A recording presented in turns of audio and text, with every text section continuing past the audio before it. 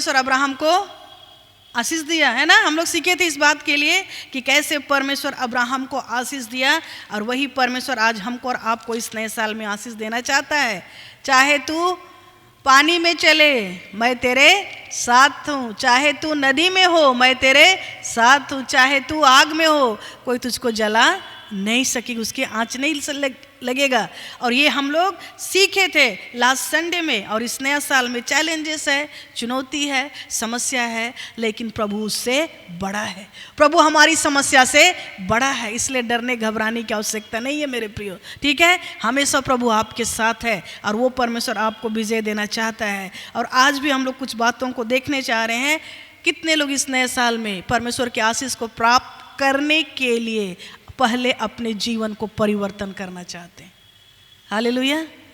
जब तक आप अपने हृदय को, मन को परिवर्तन नहीं करेंगे, परमेश्वर रेडी है मेरे प्रियो। लेकिन कहीं ना कहीं हम लोग क्या कर जा रहे हैं, चुक जा रहे हैं। तो आज भी हम लोग उसी बात को देखेंगे ताकि ये नया साल हम सब के लिए आशीष का साल होने पाए। और इसके लिए इस नए साल में हम लोग को क्या करना है, बहुत ही पावरफुल तरीके से अपने जीवन को परिवर्तन करना है। हम जहाँ हैं वहाँ से हमको ऊपर जाना है। ठीक है, वहीं पर पड़े नहीं रहना है। आइए हमारे साथ निकालेंगे इफिसी की पत्री, उसका 5वां अध्याय 14 से लेकर के आगे हम लोग देखेंगे 16। Ephesians 5:14, 15 and 16। ठीक है, इफिसियंस 5:14, 15 and 16। इफिसी की पत्री 5वां अध्याय हम लोग देखेंगे। यहाँ पर यीशु मसीह का वचन जो हम एक एक के लिए है, पौलुस के द्वारा लिखा गया है, बोलता है। ठीक है, जो सब कुछ को प्रकट करता है वह ज्योति है। 14 में लिखा है, इस कारण वह कहता है, हे सोने वाले जाग और मुर्दों में से जी उठ, तो मसीह की ज्योति तुझ पर चमकेगी। इसलिए ध्यान से देखो कि कैसी चाल चलते हो, निर्बुद्धियों की नाई नहीं पर बुद्धिमान की नाई चलो, और अवसर को बहुमूल्य समझो क्योंकि दिन बुरे हैं। इस कारण निर्बुद्धि ना हो पर ध्यान से समझो कि प्रभु की इच्छा क्या है। सोने वाले लोगों को क्या बोल रहा है, जागने के लिए। हाँ, 14 में इस कारण वह कहता है, हे सोने वाले जाग। कितनों को नींद अच्छा लगता है? अच्छा लगता है ना, इन दिनों मौसम इतना अच्छा है, सोना ज़्यादा अच्छा लगता है। ठीक है, लेकिन यहाँ पर जो जागने का बात हो रहा है, परमेश्वर हम लोग को किस चीज़ से जागने के लिए बोल रहा है? हैं?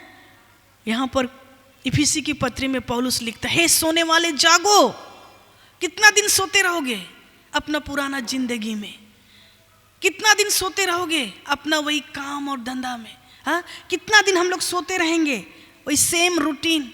सुबह उठना है ना, जबरदस्ती, मन भी नहीं कर रहा है फिर भी, और उसके बाद काम करो, खाना बनाओ, फिर ड्यूटी में जाओ, फिर आओ, फिर खाना बनाओ।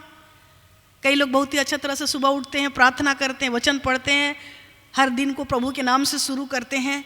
और परमेश्वर आज हम और आपसे यही चाह रहा है कि हम लोग को इससे निकलना है। डेली रूटीन जो है ना, वो है, वो करना है, हम नहीं बोले नहीं करना है, लेकिन परमेश्वर उतने ही तक मत सीमित रहो, उतने ही तक मत सीमित रहो। पेट के लिए सिर्फ मत सोचो रात और दिन, लेकिन हमको उससे उठना है। जागो, निकलो वहाँ से बाहर।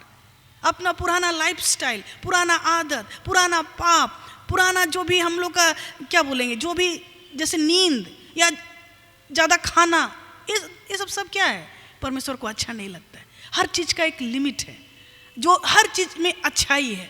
परमेश्वर हर चीज़ को अच्छा बनाया है, लेकिन जो भी चीज़ ज़्यादा होता है, ज़रूरत से ज़्यादा, तो वो पाप की गिनती में आता है। चाहे हम ज़्यादा खाएंगे वो भी पाप हो जाता है, अगर हम ज़्यादा सोएंगे वो भी। ठीक है, आलस्य, कई सारा चीज़। तो इसीलिए परमेश्वर का वचन आज हमें किसी से बोल रहा है कि हे सोने वालों जागो, जागो। इस कारण वह कहता है, हे सोने वाले जाग और मुर्दों में से जी उठ। आज दुनिया के लोग सचमुच में दुनिया में बहुत कुछ कर रहे हैं, लेकिन परमेश्वर की दृष्टि में वो लोग मुर्दे हैं, क्योंकि परमेश्वर का प्रेम उनके जीवन में नहीं है, क्योंकि वो लोग परमेश्वर का प्रेम को नहीं जान रहे हैं। उनका जिंदगी सिर्फ सोचता यही संसार में जीना है, पेट के लिए जीना है, पैसा कमाना है, चाहे किसी भी गलत तरीके से हम कमाएं और उसके बाद क्या करना, मर जाना है। सिर्फ उनका थिंकिंग यही है। लेकिन परमेश्वर का वचन आज इसलिए बोला मुर्दों में से जागो, उन मुर्दों के बीच में से हमको और आपको जागने की आवश्यकता है, क्योंकि परमेश्वर हमको और आपको चुना है। परमेश्वर आज हमको और आपको चुन करके बुलाया है, ठीक है, और वो चाहता है कि हमको जागना है, मुर्दों में से जी उठना है। जो लोग आज परमेश्वर के विरोध में, अंधकार की शक्ति में पाए जाते हैं, वो परमेश्वर की दृष्टि में मरे हुए, जीवित नहीं है। आत्मा में उनका कोई कार्य नहीं है, कोई परिवर्तन नहीं है, ठीक है। और इस तरह से तब क्या होगा, तो मसीह की ज्योति तुझ पर चमकेगी। तब जाकर के जब हम लोग उठेंगे, अराइज एंड साइन, उठो और चमको। सोए रहेंगे वही दैनिक जीवन का जिंदगी में चल रहे हैं जैसा जैसा चल रहा है, प्रभु का ज्योति कभी नहीं चमकेगा। आपको उधर से जागना है, उठना है, और वो हम देखेंगे कैसे उठना है, ठीक है।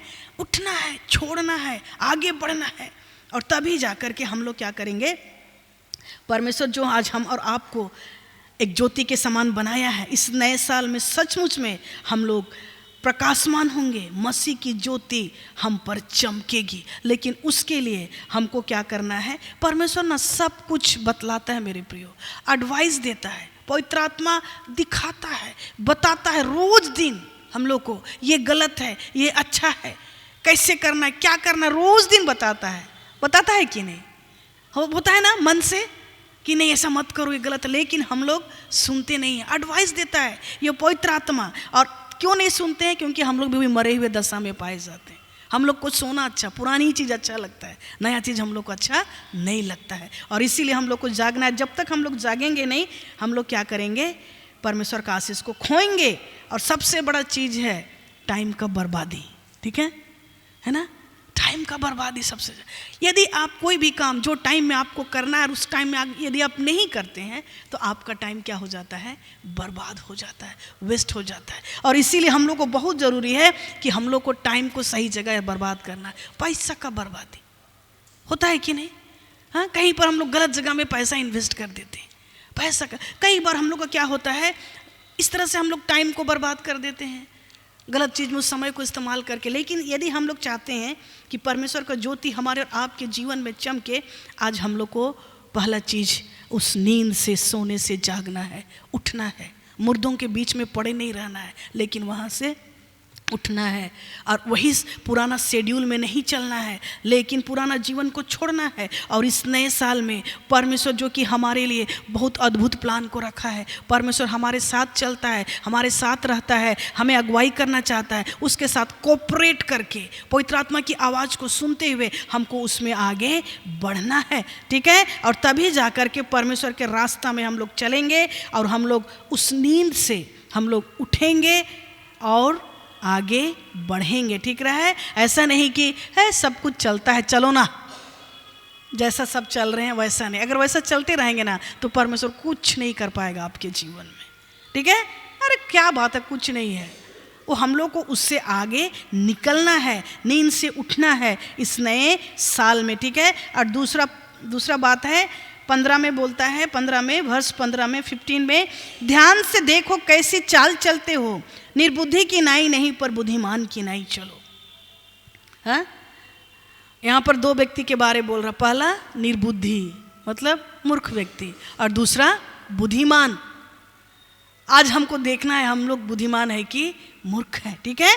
बहुत सुंदर यहाँ पर बोल रहा है, ध्यान से देखो, अपना जीवन को ध्यान से देखो, कैसी चाल चलते हो, कैसा हम लोग चल रहे हैं। निर्बुद्धि के जैसा चल रहे हैं ना बुद्धिमानों के जैसा चल रहे हैं। अब हम लोग को देखना है कि ये बुद्धिमान ये कौन है और निर्बुद्धि कौन है।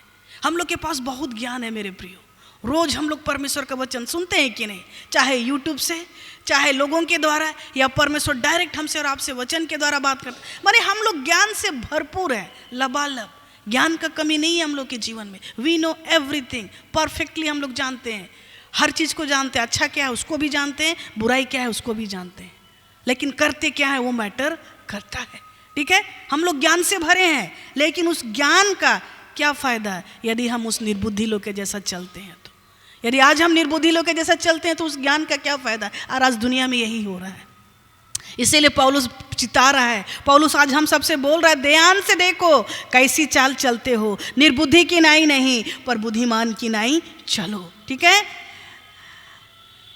जैसे मैं बोल रही थी कि बहुत ज़्यादा ज्ञान हम लोग के पास है, हम लोग सब कुछ जानते हैं, लेकिन ये भी हम नहीं बोल सकते कि हम लोग सब कुछ जानते, क्योंकि दुनिया में बहुत कुछ है जिसको हमको और आपको जानना है, सीखना है। ठीक है, और यहाँ पर नॉलेज, ज्ञान, हम लोग पढ़ाई करके डिग्री जब पढ़ते हैं तो हम लोग को मिलता है, वो एक तरह का ज्ञान है। हम लोग जब परमेश्वर का वचन सुनते हैं वो ज्ञान है आत्मिक जीवन में कैसे बढ़ना है। घर परिवार में बड़े लोगों से हम लोग ज्ञान सीखते हैं कैसे दुनिया संसार को चलाना है। एक दूसरे से हम लोग एक्सपीरियंस से ज्ञान मिलता है। मतलब एवरी टाइम पूरा इट्स ओपन, कहीं भी जाएं आप ज्ञान ले सकते हैं। ठीक है, और आपको ज्ञान मिलता है। अब आप उसको लेते हैं कि नहीं लेते हैं आपके ऊपर है। ठीक है, हर परिस्थिति में परमेश्वर हमको और आपको सिखाता है, और वो ज्ञान को हम लोग लेते हैं, हम लोग सुनते हैं, सीखते हैं, जानते हैं, लबालब भर जाते हैं। दिस इज कॉल्ड, ये क्या कहलाता है? ज्ञान, नॉलेज। लेकिन जिस विजडम, जिस बुद्धिमानी का बात यहाँ पर बाइबल कर रहा है, ये बुद्धिमान वही है जो उस नॉलेज को, ज्ञान को अपने जीवन से अप्लाई करता है। हाँ, वही है बुद्धिमान। ज्ञान है, जान रहे हैं अच्छा क्या है, बुराई क्या है, लेकिन क्या चीज़ को हम अप्लाई कर रहे हैं। ज्ञान से कोई फर्क नहीं पड़ता परमेश्वर को। जब आप उसको अपने जीवन में पुट इट इनटू प्रैक्टिस करते हैं, वो है बुद्धिमानी। और हर दिन हम लोग परमेश्वर का वचन सुनते हैं, एवरी डे, लेकिन क्या हम उसको अपने जीवन से पूरा कर रहे हैं? ये क्वेश्चन का बात है। यदि पूरा नहीं कर रहे हैं, चाहे आप कितना भी घमंड करें, हम बुद्धिमान हैं परमेश्वर की दृष्टि में जीरो, मेरे प्रिय। और इसीलिए पौलुस बोल रहा है कि हम लोग को निर्बुद्धि नहीं बनना है। जान रहे हैं ये गलत है, लेकिन फिर भी उसको कंटिन्यू करना है। जान रहे हैं कि ये सब परमेश्वर का वचन ये अच्छा नहीं लगता, लेकिन फिर भी उसको कर रहे हैं। मतलब ज्ञान है, लेकिन हम उसको एक्शन में नहीं ला रहे हैं। मतलब कभी भी प्राउड मत कीजिए कि हम बुद्धिमान हैं, जी नहीं। परमेश्वर की दृष्टि में हम लोग निर्बुद्धि हैं। इसीलिए पौलुस बोल रहा है, निर्बुद्धि के नाई नहीं परंतु बुद्धिमान के नाई चलो। ठीक है, सब कुछ, सबसे हम लोग ऑलरेडी, हम लोग के पास सब कुछ है। कोई भी चीज़ ऐसा नहीं है जिसको हम लोग नहीं जानते हैं, लेकिन फिर भी ऑलरेडी हम लोग के पास नॉलेज है। लेकिन फिर भी हमारा जो गंदा आदत है, जो बैड हैबिट्स है, या फिर पाप है, बुराई है, उससे हम लोग नहीं निकल पा रहे हैं। इसका मतलब आप निर्बुद्धि हैं परमेश्वर की दृष्टि में। कभी भी बुद्धिमान होने का घमंड नहीं करना है हम लोग को हर दिन प्रभु के पास नम्रता और दीनता के साथ। एवरी डे मैं प्रार्थना करती हूँ, प्रभु मुझको तोड़, प्रभु मुझको और भी तोड़, मुझको नम्र बना, मुझको दीन बना। लेकिन कई बार हम और आप इस रहस्य को नहीं जानते, क्योंकि परमेश्वर बोलता है टूटा हुआ हृदय परमेश्वर के लिए बलिदान है। ये परमेश्वर को अच्छा लगता है। लेकिन हम लोग निर्बुद्धि के जैसा परमेश्वर का जो वचन करते उसको लेते ही नहीं है। और जब आप नहीं लेंगे, कैसे आपके जीवन से रोशनी चमकेगा? कैसे आप प्रभु के लिए चमकेंगे? कभी नहीं चमकेंगे। और इसीलिए आज हम लोग को बहुत ज़रूरी है कि इस साल में हम लोग को बुद्धिमान बनना है। ठीक है, रेडी हैं? जो कुछ भी आप सीखते हैं उसको अपने जीवन में प्रैक्टिस कीजिए मेरे प्रियो, उसके अनुसार चलना शुरू कीजिए। कुछ नहीं, परमेश्वर आपको ऊंचाई से ऊंचाई की ओर लेकर के जाएगा। ठीक है, और इसीलिए इस नए साल में आइए हम लोग बुद्धिमान बने। मूर्ख के जैसा नहीं बनना है। आपके पास तो ज्ञान है, बहुत कुछ है, लेकिन यदि उसको अपने जीवन से पूरा नहीं कर रहे हैं तो क्या है? निर्बुद्धि के जैसा है। जैसे कि इसको बोलते हैं एडुकेटेड फूल। क्या बोलते हैं? हाँ, ज्ञान से भरा हुआ मूर्ख, क्योंकि सब कुछ है लेकिन उसको अपने जीवन से पूरा नहीं कर, नहीं जानते हैं, अलग बात है। दुनिया के लोग आज नहीं जान रहे हैं, लेट इट बी, नहीं जान रहे इसलिए नहीं कर रहे। लेकिन आज हम और आप ज्ञान जान रहे हैं, लेकिन यदि आज हम लोग उसको नहीं कर रहे हैं तो इसके बारे में बोलता है जो सब कुछ जानता है, लेकिन उसको सब कुछ पता है इस करने से हमको क्या प्रतिफल मिलेगा, है ना, लेकिन फिर भी उसको करता है और प्रॉब्लम में फंस जाता है, क्योंकि उसके पास वो बुद्धि नहीं है। ठीक है, सिंपल, वो बुद्धि नहीं है कि अरे हमको इसको नहीं करना है, उसको ही कंटिन्यू करना है। हाँ, स्मोकिंग डॉक्टर क्या है? जो स्मोकिंग डॉक्टर है ना, सिगरेट पीता है डॉक्टर, क्या है? उसके पास बुद्धि है ना कि नहीं है? ज्ञान है, ज्ञान है, भरा हुआ है ज्ञान से। अच्छा स्वस्थ डॉक्टर, उसको पता है हेल्थ के बारे की, कैसे अच्छा हेल्थ होगा। सिगरेट पीने से क्या समस्या, क्या उसको पता नहीं है? पता है उसका लंग्स खत्म होगा, लेकिन फिर भी वो पीता है। क्यों? क्योंकि पास ज्ञान है। लेकिन बुद्धि नहीं है जिससे वो अपने जीवन को चला सके। आज सबको पता है तंबाकू खाने से, गुटखा खाने से कैंसर होता है, दारू पीने से लीवर फेल्योर होता है। ज्ञान है लेकिन फिर भी उसको कर रहे हैं, इसका मतलब क्या है? बुद्धि नहीं है। आज लोगों को पता है कि पाप परमेश्वर को अच्छा नहीं लगता है, चोरी करने से उसका दंड है, झूठ बोलने से, गुस्सा करने से, हर चीज का एक प्रतिफल है, हमारे जीवन में श्राप आ जाता है और हम आत्मिक जीवन में उन्नति को खो देते हैं, लेकिन फिर भी हम उसको कंटिन्यू करते हैं। मेरे पास बुद्धि नहीं है। आई नो, आई हैव ज्ञान। परमेश्वर बहुत सरल है मेरे प्रियो, परमेश्वर का हृदय भी बहुत सरल है और परमेश्वर वही सरलता हमसे और आपसे चाहता है, ठीक है। और इसीलिए हम लोग को सरलता के साथ परमेश्वर के पास आना है। सब कुछ जानते हैं लेकिन फिर भी अगर हम लोग उसको अपने जीवन से पूरा नहीं करते हैं तो वो हमारे लिए क्या है? मूर्खता है। हम लोग फुल्लिश हैं और परमेश्वर को ये अच्छा नहीं लगता है, ठीक है। क्योंकि आपका ज्ञान ही आपको मूर्ख बनाएगा, पता है, क्योंकि आप जान रहे हैं लेकिन आप उसको नहीं कर रहे हैं। This is so dangerous. और इसीलिए आइए हम लोग मूर्ख ना बने। हमको सब पता है, हाँ पता है, लेकिन कर क्या रहे हो? परमेश्वर का वचन, हाँ हमको पता है, प्रभु का वचन ऐसा बोलता है, लेकिन हम कर क्या कर रहे हैं? ठीक है। तो इसीलिए हम लोग को परमेश्वर के वचन के प्रति सीरियस होना है इस नए साल में। और देखिए, नया साल आपके लिए सचमुच में आशीष का साल होगा। और इसीलिए चूंकि आज हम और आप भी कई बार सदुकी और फरीसी लोग के जैसा जीवन जीते, इसलिए यीशु मसीह यूहन्ना 8:24 में उस सदुकी फरीसी लोग को बोला, क्योंकि वो लोग भी ऐसे ही चर्च आते थे। चर्च मतलब परमेश्वर का वचन विधि दूसरों को सुनाते थे लेकिन खुद नहीं मानते थे, और यीशु मसीह का उसका एक्सेप्ट ही नहीं कर पा रहे थे, उसका टीचिंग को। और यीशु मसीह यहाँ पर क्या बोलता है?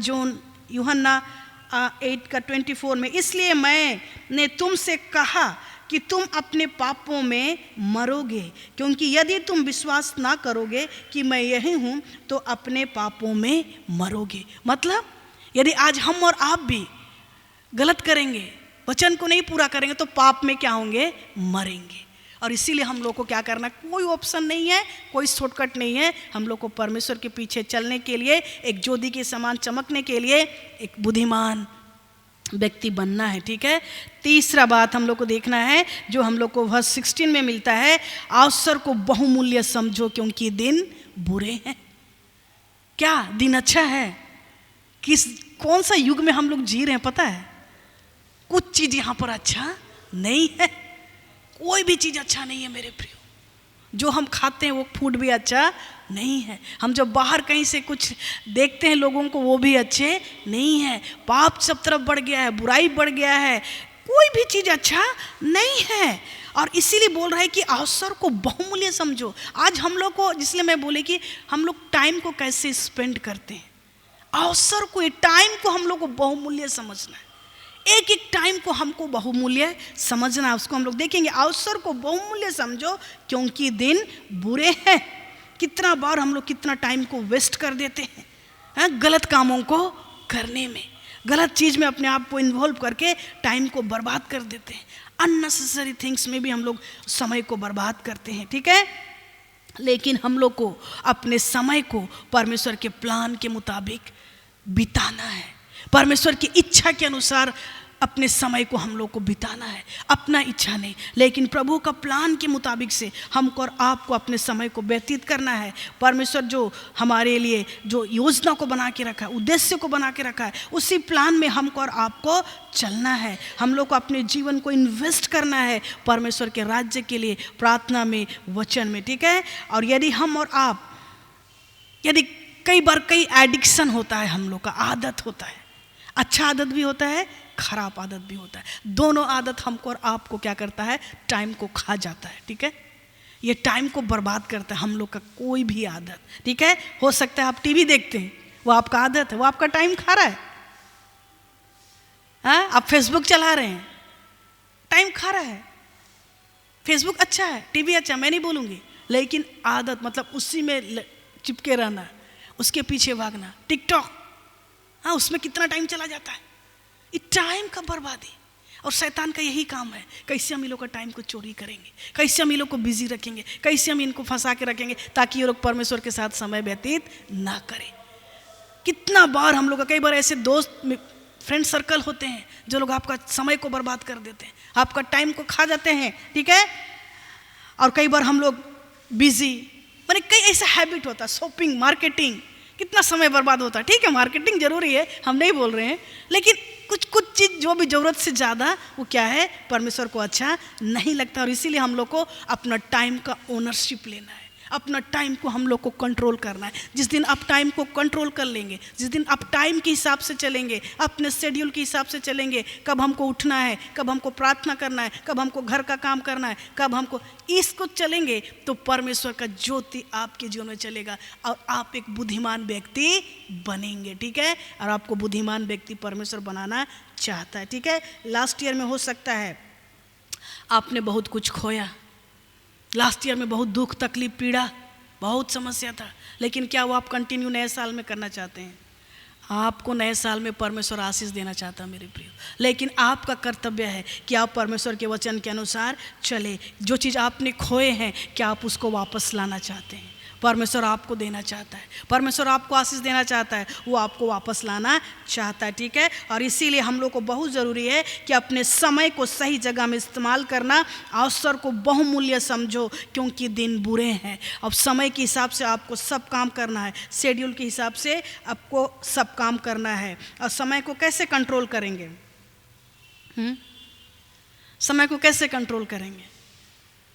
आपका समय है, आपका जीवन है, आपका लाइफ है, आपको समय कंट्रोल किया हुआ है, लेकिन आपको समय को क्या करना है? बड़े बड़े बिजनेसमैन लोग ऐसे ही करते हैं, वो लोग समय को कंट्रोल करके रखा है अपने अपने जीवन के लिए, और इसीलिए आज लोग उतना ऊंचाई पे गया है। तो आज हमको और आपको भी चाहिए कि हम लोग क्या करें, सही समय में सही काम करें, अवसर को बहुमूल्य समझो, क्योंकि दिन बुरे। जैसा मैंने कहा, शैतान का सबसे बड़ा हथियार है कि आपके समय को चुराना, आपको यहाँ वहाँ गलत काम में भी एंगेज कर देना, फंसा देना। ठीक है, इसलिए हमको और आपको चाहिए कि हम लोग सही समय में सही काम को करें, और वो परमेश्वर के वचन के अनुसार होना है, परमेश्वर की इच्छा के अनुसार होना है। जब भी कुछ काम करते हैं, परमेश्वर के दृष्टिकोण से देखना सीखें। आइए एक घटना को हम लोग देखेंगे जो हम लोग को मिलता है पहला सामुएल 15 अध्याय। ठीक है, फर्स्ट सामुएल 15-17 हम लोग को इस बात को बतलाएगा कि कैसे हम लोग को आवश्यक को बहुमूल्य समझना है, और कैसे हम लोग को निर्बुद्धि ना हो। इस कारण निर्बुद्धि ना हो, पर ध्यान से समझो कि प्रभु की इच्छा क्या है। हमको और आपको परमेश्वर का इच्छा को जानना है। ठीक है, कि परमेश्वर को क्या अच्छा लगता है। यहाँ पर हम लोग देखेंगे एक घटना है, सच्ची घटना है राजा साउल के बारे। ठीक है, पहला सामुएल 5वां अध्याय 15 फर्स्ट सामुएल 15। यहाँ पर क्या है,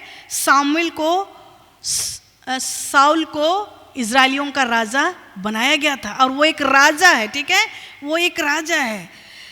आइए देखते हैं 15 में। सामुएल ने साउल से कहा, भविष्यवक्ता सामुएल साउल राजा से बोलता है, यहोवा ने अपनी प्रजा इस्राएल पर राज्य करने के लिए तेरा अभिषेक करके मुझे भेजा है, अभिषेक करने को मुझे भेजा है, इसलिए अब यहोवा की बातें सुन ले।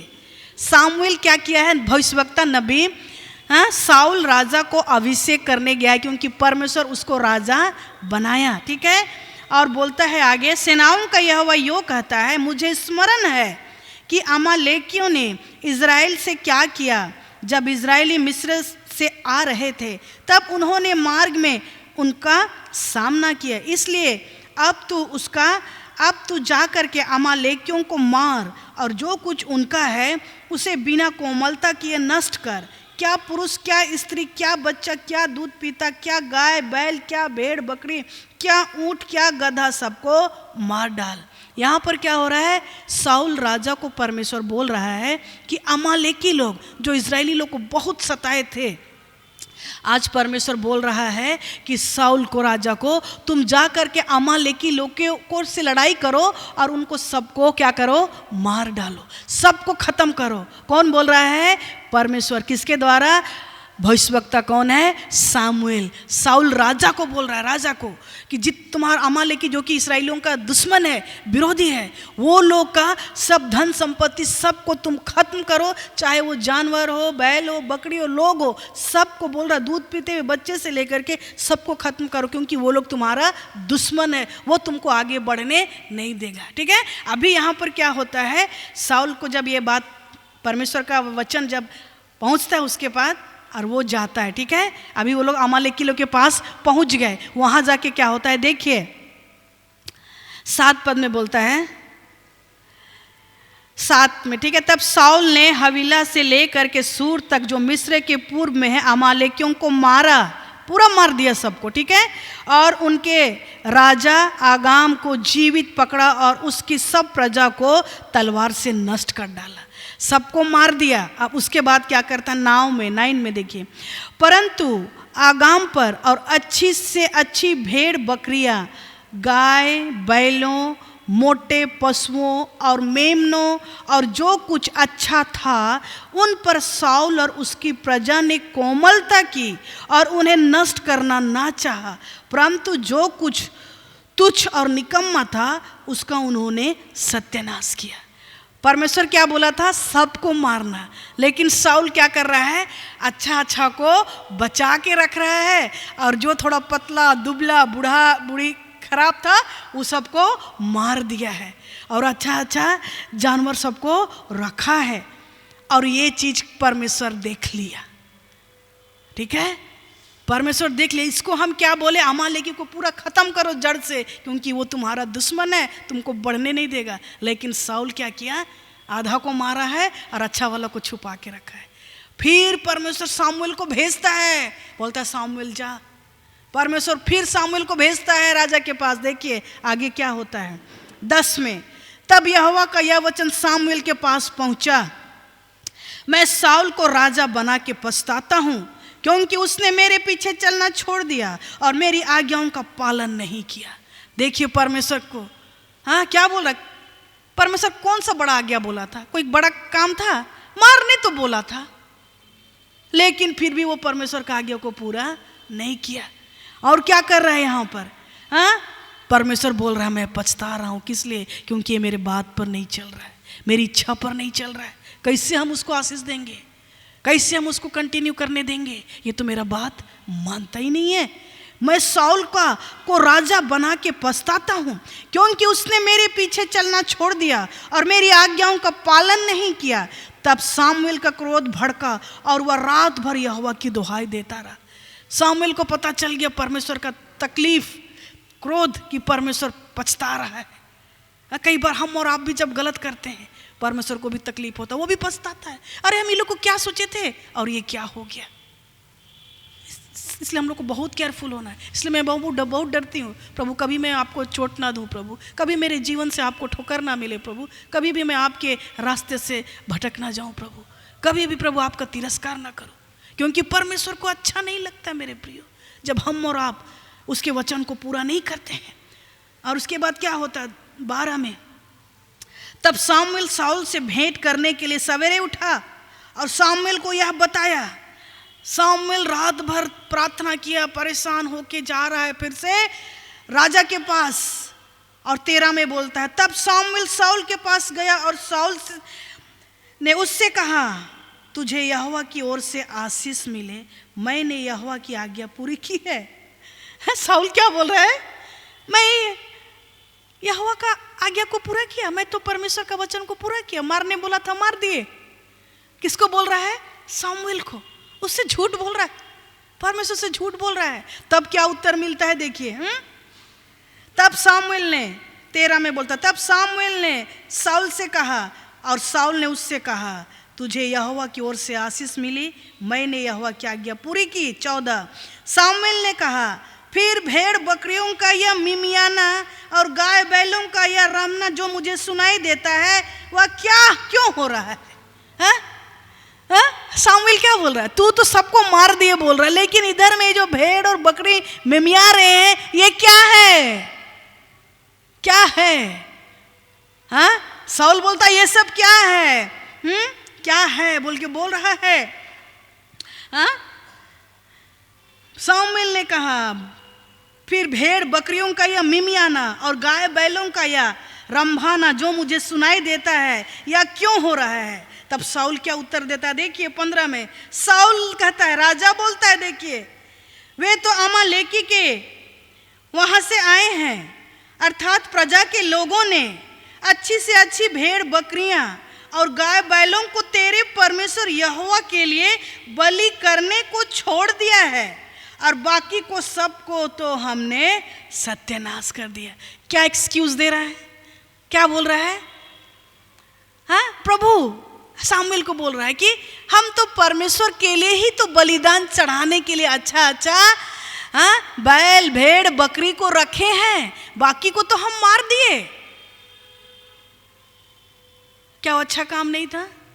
साउल अच्छा ही सोचा था अपने हिसाब से कि चलो हम अच्छा को क्या करेंगे, प्रभु के लिए बलिदान चढ़ाएंगे।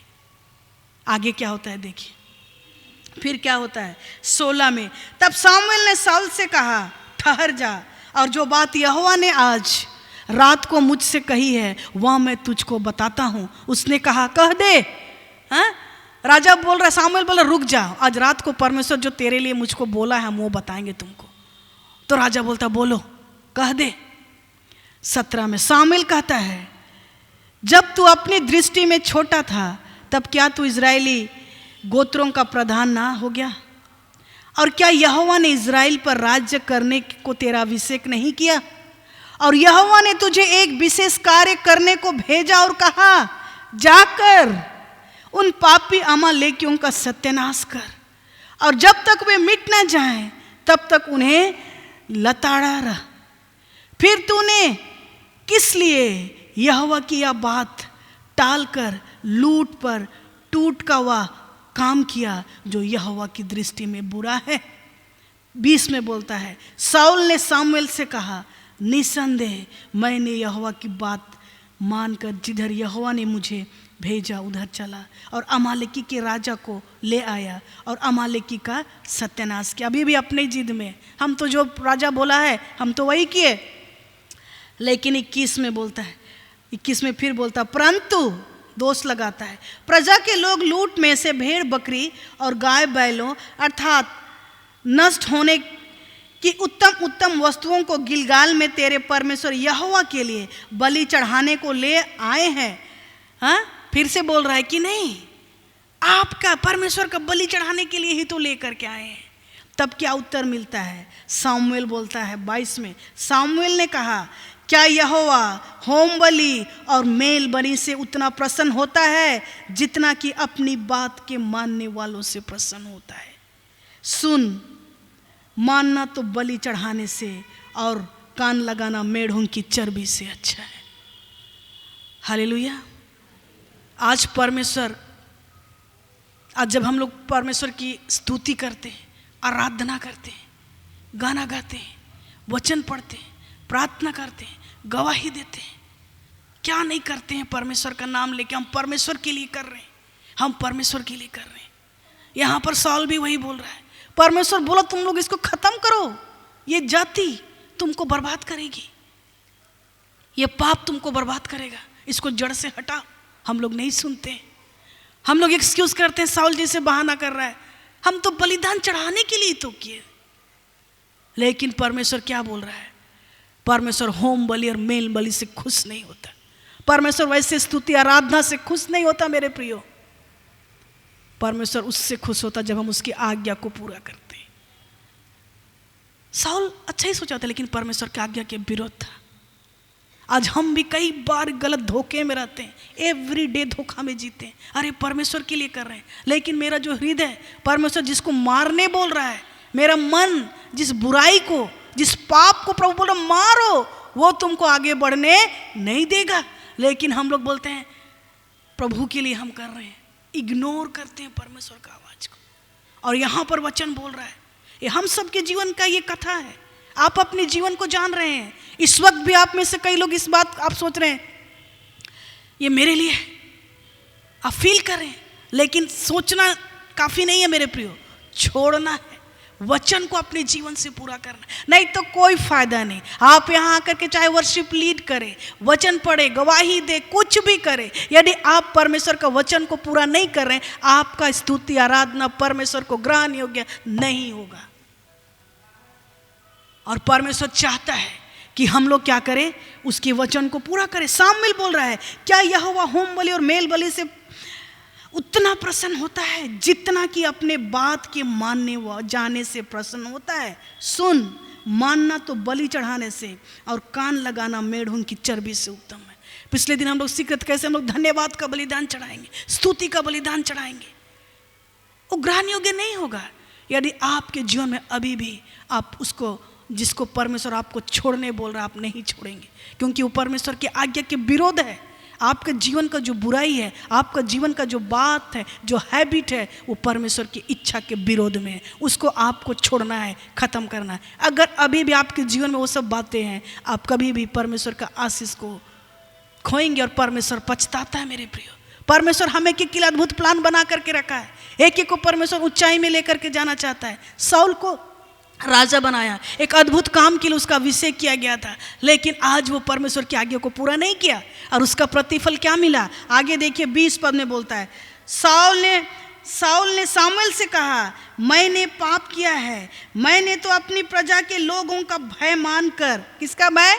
अपनी प्रजा के लोगों का भय मानकर और उनकी बात सुन करके यहोवा की आज्ञा और तेरी बातों का उल्लंघन किया है। परंतु सामुएल उसको चिता रहा है, लेकिन फिर भी वो परमेश्वर की आज्ञा का उल्लंघन कर रहा है। परंतु अब मेरे पाप को क्षमा कर और मेरे साथ लौटा कि मैं यहोवा को दंडवत करूं। अभी पछता रहा है, इतना समय एक्सक्यूज़े कर रहा था, सोच रहा हम तो कर रहे हैं। कई बार हम लोग भी अच्छा काम करते हैं, अच्छा काम करना जरूरी है, लेकिन सिर्फ अच्छा काम का चक्कर में जो राइट थिंग्स, माने गुड थिंग्स करने का चक्कर में राइट थिंग्स को खो देते हैं।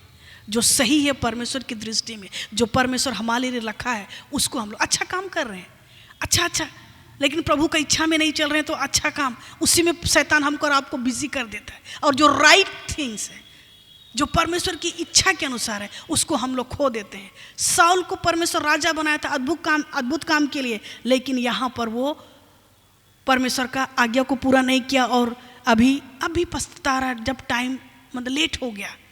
26 में बोल रहा है, सामुएल ने साउल से कहा, मैं तेरे साथ न लौटूंगा, क्योंकि तूने यहोवा की बात को तुझ जाना है और यहोवा ने तुझे इज़राइल का राजा होने के लिए तुझ जाना है। क्या आप परमेश्वर की दृष्टि में तुच्छ होना चाहते हैं? परमेश्वर के हाथ से गिरना बहुत भयानक, और गिरने में आपको 1 सेकेंड टाइम नहीं लगेगा। आपका पाप, आपका बुराई आपको परमेश्वर के हाथ से गिराएगा मेरे प्रिय, और तब आप आशीष को खोएंगे, फिर आप रोएंगे परेशान, परमेश्वर मेरे साथ ऐसा क्यों कर रहा है? जी नहीं। क्या बोल रहा है? सामुएल ने साउल से कहा, वो बोल रहा है चलो, राजा बोल रहा है चलो परमेश्वर के सामने जाएंगे और पाप बलि चढ़ाएंगे क्षमा के लिए। साउल बोला, मैं नहीं जाऊंगा तेरे साथ, क्योंकि तूने परमेश्वर के वचन का इनकार किया है। सामुएल ने साउल से कहा, मैं तेरे साथ ना लौटूंगा, क्योंकि तूने यहोवा की बात को तुझ जाना है। आज कितना बार हम लोग परमेश्वर का वचन को तुझ जानते हैं। रोज़ दिन यहाँ पर परमेश्वर का वचन हम लोग सुनते हैं, वचन पढ़ते हैं, बाइबल पढ़ते हैं, यूट्यूब में सुनते हैं, लेकिन कितना बार हम लोग परमेश्वर का वचन को तुझ जानते हैं? और यहोवा ने तुझे इज़राइल का राजा होने के लिए तुझ जाना है। यदि हम और आप परमेश्वर के वचन को सीरियस नहीं लेंगे, परमेश्वर भी हमारे और आपके प्रति सीरियस नहीं होगा। इसीलिए हम लोग को अवसर को बहुमूल्य समझो, टाइम पर वही काम करना है जो परमेश्वर को अच्छा लगता है। और इस तरह से साउल का राजा से उसको परमेश्वर हटा देता है, उसका राज्य का वहीं पर अंत हो जाता है। आज परमेश्वर हमको और आपको आशीष देना चाहता है, लेकिन साउल खुद अपना गलती के कारण से अपना राज्य को खत्म कर दिया और परमेश्वर उसको तुझ गिन। आज हम और आप भी यदि परमेश्वर का आज्ञा को तुझ जानेंगे, उसके अनुसार से नहीं चलेंगे। ज्ञान बहुत है मेरे प्रियो, हर दिन हम लोग सुनते हैं, सीखते हैं, लेकिन उसको यदि हम लोग अपने जीवन से पूरा नहीं करेंगे, परमेश्वर की दृष्टि में हम लोग तुच्छ हो जाएंगे। और हमारा परमेश्वर जो प्रेमी परमेश्वर है, वो रेडी है हमको और आपको स्वीकार करने के लिए। लेकिन आइए हम लोग परमेश्वर पर भरोसा रखें, परमेश्वर पर विश्वास करें, और वही परमेश्वर हमको और आपको ऊंचाई में लेना चाहता है। लेकिन आवश्यकता है कि हम लोग क्या करें? उस पाप को नाश करें, उस पाप को हम लोग जड़ से ख़त्म करें। और यदि उसको बचा करके रखेंगे, परमेश्वर बोलेगा यही चीज़ है जो तुमको आगे बढ़ने से रोक रहा है, यही तुम्हारा पाप है जो परमेश्वर की दृष्टि में गलत है, ठीक है। और इसीलिए महत्वपूर्ण बात क्या है, महत्वपूर्ण बात क्या है, जब हम लोग परमेश्वर की स्तुति आराधना करते हैं पवित्रता के साथ, प्रेम के साथ, खुशी के साथ, परमेश्वर के वचन के अनुसार अपने जीवन को प्रतिदिन चलाना है, ताकि हम लोग उस फरीसी सदूकी के जैसा नहीं, लेकिन परमेश्वर के एक संतान के जैसा हम लोग आगे बढ़े, ठीक है। भजन संहिता 90:12 में लिखा है, साम 90:12, प्रभु हमको अपने दिन गिनने की समझ दे कि हम बुद्धिमान हो जाए। हाँ, प्रभु से हर दिन एक एक दिन हमारे लिए आशीष का दिन है। बोल रहा प्रभु हमको अपने दिन गिनने की समझ दे कि हम बुद्धिमान हो जाए। आज हम एक एक दिन एक एक समय को कैसे व्यतीत कर रहे हैं, निर्बुद्धि के जैसा गलत काम में, या फिर बुद्धिमान के जैसा परमेश्वर के वचन को अपने जीवन से पूरा करके। भजन संहिता 90:12 में लिखा है, जितने दिन तू हमें दुख देता आया है और जितने वर्ष हम क्लेश भोगते आए हैं, उतने ही वर्ष हमको आनंद का दे। मैं बोली कि हो सकता है पिछले साल आप बहुत दुख भोगे, बहुत दुख तकलीफ में थे, बहुत परेशानी में थे, बहुत मेहनत किए, लेकिन फिर भी फेलियर हो गए, सफलता को नहीं देखे, जो आपका इच्छा था वो पूरा नहीं हुआ। परमेश्वर का वचन यहाँ पर बोल रहा है, यदि तू परमेश्वर के बातों को अपने जीवन से पूरा करेगा, जितने दिन तू हमें दुख देता आया है और जितने वर्ष हम क्लेश भोगते आए हैं, उतने ही वर्ष हमको आनंद का दे। परमेश्वर आपको उससे भी ज़्यादा आनंद और खुशी का देगा। डरिए मत, परेशान मत होइए, ठीक है। इस दुनिया में पाप है, बुराई है, बहुत ही डिफिकल्ट टाइम से आप गुजरे होंगे, लेकिन इस नए साल में परमेश्वर आपके जीवन में बहुत ही बड़ा चमत्कार करना चाहता है, आपकी परिस्थिति को बदलना चाहता है, आपके परिवार को आशीष देना चाहता है। लेकिन आवश्यकता है कि क्या आप परमेश्वर के वचन को अपने जीवन से पूरा करने के लिए रेडी हैं, ठीक है। परमेश्वर, इसलिए पौलुस यहाँ पर फिर एक बार हम लोग को बतलाता, पहला 1 कोरिन्थियंस 6:12 में, पहला कोरिन्थी 6:12 में हम लोग कैसे अपना समय को व्यतीत करते हैं। पौलुस बोलता है, सब वस्तुएं मेरे लिए उचित तो है, परंतु सब वस्तुएं लाभ की नहीं है। सब है, लेकिन कहाँ पर हम अपना टाइम को इस्तेमाल करेंगे, कहाँ पर हम अपने जीवन को इस्तेमाल करेंगे। सब जरूरी है, अर्जेंट है, इंपॉर्टेंट है, लेकिन कहाँ पर हम परमेश्वर का प्लान के साथ, मेरा प्लान, मेरा समय व्यतीत हो रहा है, उसको हमको और आपको देना है। कई बार हम लोग सचमुच में बहुत बिजी हो जाते हैं। सब वस्तुएं मेरे लिए उचित तो है, परंतु सब वस्तुएं लाभ की नहीं। सब वस्तुएं मेरे लिए उचित तो है, परंतु मैं किसी बात के अधीन ना हूँ। समय को खुद कंट्रोल किया, मैं किसी बात के अधीन नहीं। हम वही करेंगे जो परमेश्वर को अच्छा लगता है, ठीक है। तो इसीलिए हम लोग को देखना है, कभी कभी अच्छा काम कर रहे हैं, लेकिन जो सच में परमेश्वर के लिए दृष्टि में बहुत अच्छा है, वो काम को हम लोग मिस कर देते, ठीक है। और इसलिए हम लोग को अपना फाउंडेशन को अच्छा बनाना बहुत जरूरी है। कितने लोग इस नए साल में प्लान बनाए हैं कि वही पुराना साल है, वही जिंदगी, कि कुछ परिवर्तन चाहते हैं कि नहीं? वही डेली रूटीन में बैठे रहेंगे, वही उठना, खाना, पीना, जीना, सोना। प्रभु कभी भी आप परमेश्वर का उद्देश्य, जिस उद्देश्य के लिए आपको बनाया, उसको पूरा नहीं कर पाएंगे, ठीक है। ये भी आपका काम है मेरे प्रियो। देखिए यहाँ पर वचन क्या बोलता है, नीति वचन 19:21 में। नीति वचन प्रोवर्ब्स 19:21, नीति वचन 19:21 में, मनुष्य के मन में बहुत सी कल्पनाएं होती है, परंतु जो युक्ति यहोवा करता है वही स्थिर रहता है। हालेलुया। प्लान कौन कर रहा है यहाँ पर? युक्ति कौन कर रहा है? कौन करता है? मनुष्य। आपको करना है। आपके लिए प्रभु युक्ति नहीं करेगा, प्लान नहीं बनाएगा। ये प्लान बनाना काम आपका। इसीलिए बोल रहे डेली रूटीन से निकलो, थोड़ा सोचो कि मेरा परिवार में कैसे परमेश्वर का आशीष को लेकर के आएंगे, प्रभु का सेवा में कैसे आगे बढ़ेंगे। प्लान आपको करना है। मैं रोज दिन प्रभु का राज्य का बढ़ती के लिए प्लान देखती हूँ। प्रभु कैसे और ज्यादा लोगों तक पहुंचे, क्या प्रोग्राम करेंगे, किसको बुलाएंगे, क्या करेंगे। युक्ति हमको करना है, प्लान हमको करना है। आप बैठे रहेंगे, प्रभु सब कुछ करेगा, कुछ नहीं होगा। जहां बैठे वहीं पर जिंदगी भर बैठे रह जाएंगे। और आपके पास कुछ है ही नहीं, प्रभु आशीष कहां से देगा? प्लान बोल रहा है मनुष्य के मन में बहुत सी कल्पनाएं होती है, प्लान होता है, परंतु जो युक्ति यहोवा करता है वही स्थिर रहता है। मतलब आपका प्लान, आपका कल्पना, आपका इच्छा परमेश्वर की इच्छा से मिलना बहुत जरूरी है। यदि आपका इच्छा परमेश्वर की इच्छा के विरोध में है, आप कितना भी हाथ पैर मार ले, सफलता नहीं होगा। ठीक है?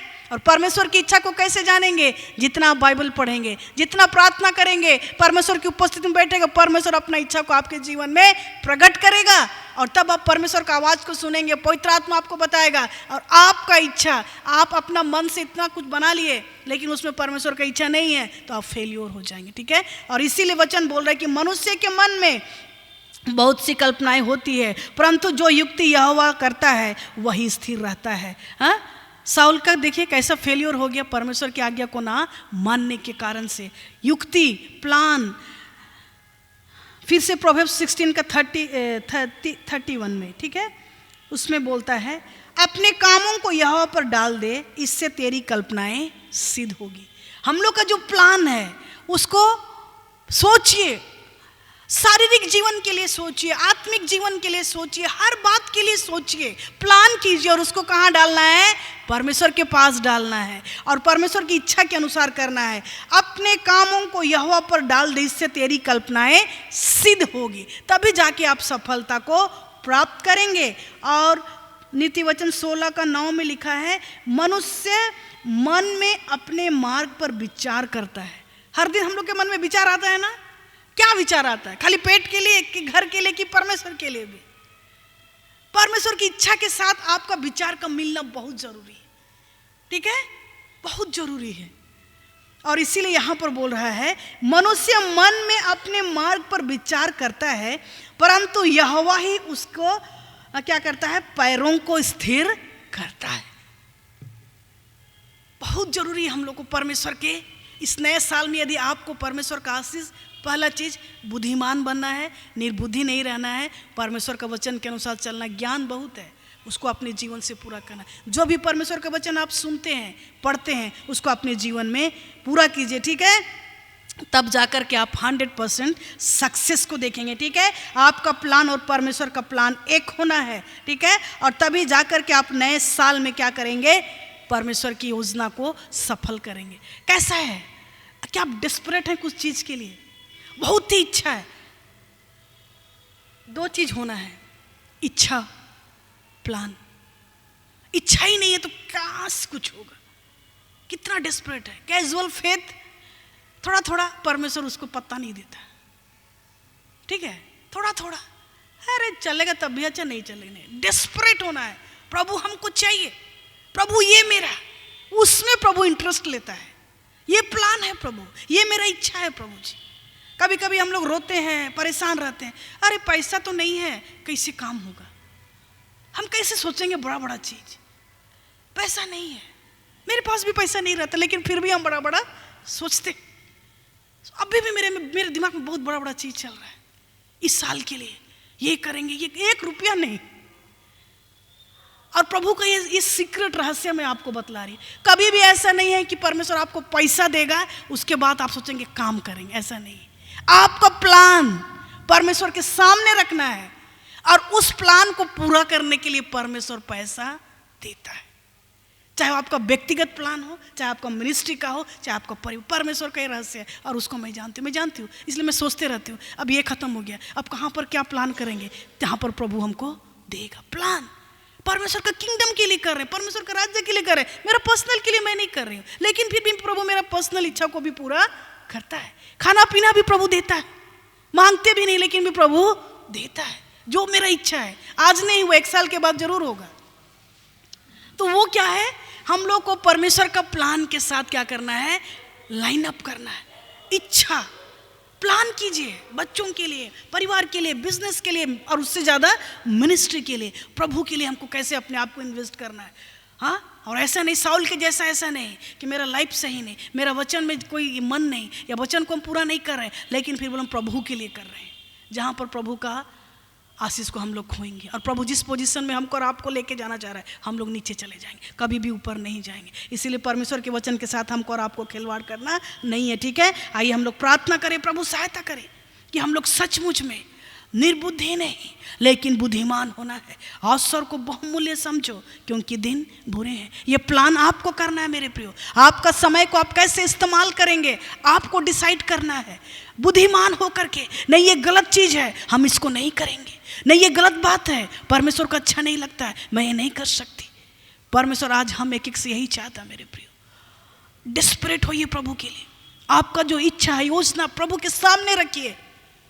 अब बोलिए, प्रभु इस नए साल में मेरे जीवन में चमत्कार कर प्रभु। पिछले साल हमने बहुत दुख भोगा प्रभु जी, पिछले साल बहुत तड़पे प्रभु, पिछले साल बहुत ठोकर खाए प्रभु जी, पिछले साल ये कमी था प्रभु। लेकिन इस साल प्रभु जी आप मेरे घर में चमत्कार कीजिए प्रभु जी। ये साल प्रभु जी मेरे जीवन में एक परिवर्तन को दीजिए प्रभु जी। ये साल मैं अपने आप को खाली कर रहा हूँ प्रभु जी। ओ प्रभु मुझको तोड़िए प्रभु, मुझको नम्र बनाइए, मुझको दीन बनाइए प्रभु जी। ओ प्रभु दया कर प्रभु, अनुग्रह कर प्रभु। एक एक के जीवन में परमेश्वर पिता कभी भी हम साउल के जैसा ना होने पाए प्रभु जी, लेकिन प्रभु हम पौलुस की तरह, पतरस की तरह, ओ आपके 12 चेलों के जैसा प्रभु जी एक बलिदान का जीवन जीने पाए परमेश्वर पिता। ऐसा अनुग्रह प्रदान कर प्रभु जी। ये अंधकार का समय है प्रभु जी, चारों ओर अंधकार की शक्ति कार्य करती है प्रभु जी। लेकिन ऐसे समय में प्रभु जी, प्रभु हमें उस मुर्दों में से जाग उठने की सहायता कीजिए प्रभु। हम जाग उठे प्रभु जी और हम चमकने पाए, तब मसीह की ज्योति तुझ पर चमकेगी प्रभु जी।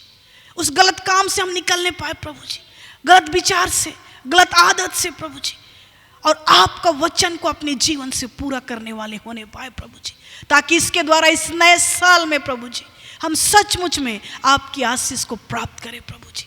वो आप ही एकमात्र परमेश्वर है प्रभु जो हमारी प्रार्थना को सुनते हैं प्रभु। और आप हम सबको आशीष देना चाहते प्रभु जी, आप हम सबको आशीष देना चाहते प्रभु। लेकिन कई बार हमारे पाप के कारण से प्रभु, हमारे अविश्वास के कारण से प्रभु जी, हम कई बार आपके वचन के प्रति आज्ञाकारी नहीं होते प्रभु जी। डिसओबीडियंस के कारण से प्रभु आपको तुच्छ जानते हैं आपके वचन को प्रभु, और आप हमें छोड़ देते हैं प्रभु जी, और हम आपके हाथ से गिर जाते हैं प्रभु जी। ऐसा ना कर पिता परमेश्वर, हम एक एक को स्वीकार कर प्रभु जी। ओ प्रभु हम एक एक को स्वीकार कर प्रभु जी, और हम सबके जीवन को बदल प्रभु जी। हमारा अहम घटने पाए प्रभु जी, हमें तोड़ प्रतिदिन प्रभु जी, और प्रभु हमें नया कर प्रभु जी, क्योंकि आपको टूटा बर्तन अच्छा लगता है प्रभु जी। आप टूटे हृदय को ग्रहण करते हैं प्रभु जी। टूटा मन परमेश्वर के योग्य बलिदान है प्रभु जी। हम टूटना ही नहीं चाहते प्रभु जी। हम एरोगेंट होते हैं प्रभु जी, डिसओबीडियंस होते हैं प्रभु जी, आपके वचन के साथ खिलवाड़ करते हैं, आपके वचन को तुच्छ जानते हैं प्रभु। लेकिन सहायता कर प्रभु जी, हम नम्रता के साथ, दीनता के साथ प्रभु एक दूसरे को प्रेम करें, एक दूसरे को एक्सपेक्ट करें प्रभु, एक दूसरे को एक्सेप्ट करें प्रभु। आपने अपने वचन में कहा जब तुम एक दूसरे से प्रेम करोगे दुनिया देखेगी और कहेगी कि हाँ ये आपके बच्चे हैं प्रभु। ऐसा एक हम सबके जीवन में ऐसा एक प्रेम को भर दे प्रभु जी, ताकि यहाँ जो लोग अंधकार में है प्रभु जी, हमारे जीवन से आपका प्रेम का रोशनी को देखने पाए प्रभु जी। ओ प्रभु दया कर, अनुग्रह कर प्रभु जी। आप ही दयालु पराक्रमी परमेश्वर है प्रभु जी। एक एक पर दया कर प्रभु, और एक एक के जीवन में चमत्कार कर प्रभु जी। एक एक के परिवार में बहुत महत्वपूर्ण और बड़ा चमत्कार कर प्रभु जी। हर एक की परिस्थिति बदलने पाए प्रभु जी। हर एक का फाइनेंशियल प्रभु जी बैंक बैलेंस बदलने पाए प्रभु जी। हर एक की आर्थिक स्थिति सुधरने पाए प्रभु जी। हर एक का आत्मिक जीवन बढ़ने पाए प्रभु जी। हर एक का स्वास्थ्य अच्छा होने पाए प्रभु। शारीरिक आशीष, आत्मिक आशीष, फाइनेंशियल आशीष, इमोशन आशीष, हर आशीष एक एक के परिवार में रूल करने पाए प्रभु जी। ऐसा अनुग्रह प्रदान कर प्रभु जी। यहाँ जितने उपस्थित हैं प्रभु जी, और हर एक के जीवन में एक नया काम कर प्रभु जी। पवित्र आत्मा धन्यवाद एक से बोलने और बातचीत करने के लिए प्रभु जी। एक एक को आजाद कर प्रभु जी। शैतान आज हर एक की आंख को प्रभु अंधा कर दिया प्रभु, धोखे में रखा है प्रभु। ऐसा करने से कुछ नहीं होगा प्रभु। ओ प्रभु एक एक को जब आज वचन को सुने हैं प्रभु, सहायता कर प्रभु जी कि वचन उनके जीवन में कार्य करने पाए, क्योंकि वचन परमेश्वर है प्रभु। आज आपके वचन के लिए हम धन्यवाद करते हैं। आप जीवित हैं प्रभु, इसके लिए आपका धन्यवाद करते हैं। हम सबसे बोलने और बातचीत करने के लिए आपका धन्यवाद प्रभु। लेकिन प्रार्थना करते हैं प्रभु, हम एक एक को बुद्धिमान बनाइए प्रभु। ये मेरा हम्बल रिक्वेस्ट है पिता आपसे प्रभु, हम एक एक को बुद्धिमान बनाइए, क्योंकि आपने कहा है सांप के समान चतुर, कबूतर के समान भोले बनो प्रभु जी। हम बुद्धिमान बने प्रभु जी, हर उस बुराई के लिए भोले बने प्रभु, और उस अच्छाई के लिए चतुर बनने पाए प्रभु जी। हमें ऐसा बुद्धि दे प्रभु कि हम अच्छाई और बुराई को समझ सके प्रभु, और उस अच्छाई में आगे बढ़ने पाए और बुराई को छोड़ने पाए प्रभु जी। ओ प्रभु, क्योंकि परमेश्वर की स्तुति आराधना करने से अच्छा है आपके वचन को पूरा करना प्रभु जी। इस रहस्य को हम जान सके प्रभु जी। धन्यवाद फिर एक बार, हम एक एक के जीवन को अपने हाथ में लेने के लिए सारा आदर महिमा आपको देते हैं प्रभु। प्रार्थना सुनने के लिए आपका धन्यवाद। प्रार्थना को मांगते हैं त्रिएक परमेश्वर पिता, पुत्र और पवित्र आत्मा के नाम से, आमीन। प्रभु आप सबको आशीष दें। Thank you.